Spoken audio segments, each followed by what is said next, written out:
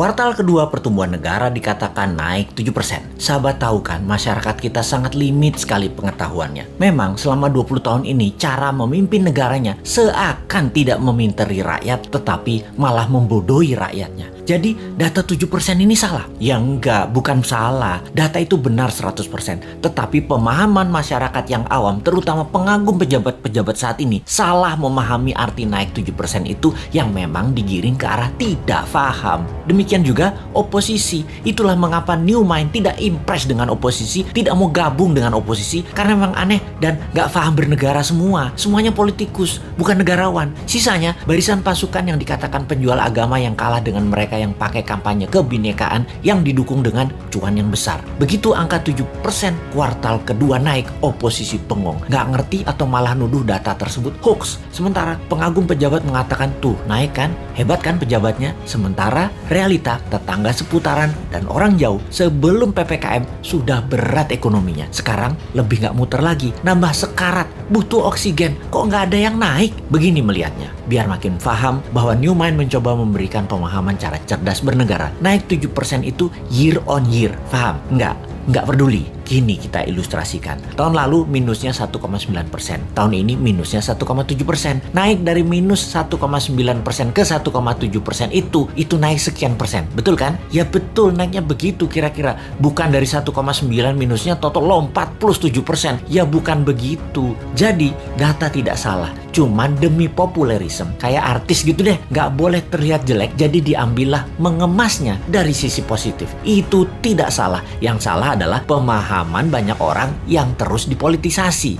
Mangkel deh 20 tahun ini nggak dewasa-dewasa juga bernegaranya. Lebih mangkel lagi, kenapa setiap masalah pejabat yang ditugaskan, dia lagi.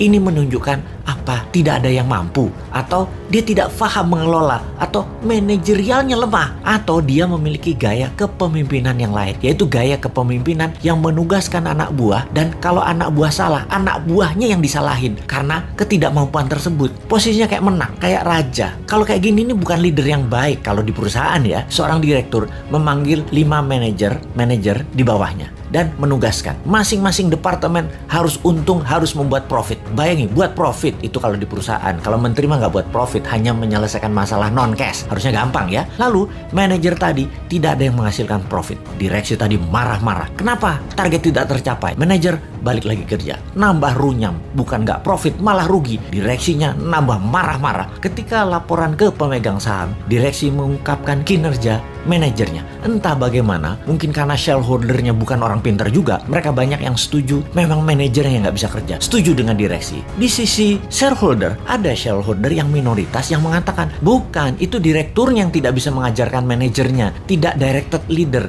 tidak berpengalaman bisnis multinasional, memang dia yang tidak mampu. Malah ribut sesama pemegang saham dan berusaha membeli saham milik minoritas dengan harga murah. Lalu diusahakan yang beli adalah investor asing, dan yang minat adalah investor dari Tiongkok yang memang mitra dagang perusahaan tadi. Sudahlah, itu hanya ilustrasi, capek kita balik ke pokok awal tadi. Lalu sektor mana yang naik? Sektor yang dipegang oligarki, yang memang hanya 3% mereka itu, tapi mengendalikan 70% ekonomi. Wis, ngerti ya ilustrasinya ya? Sudah, sana berantem lagi. New Mind mah nonton aja, abis kita dianggap wong bodoh, padahal bodoh beneran.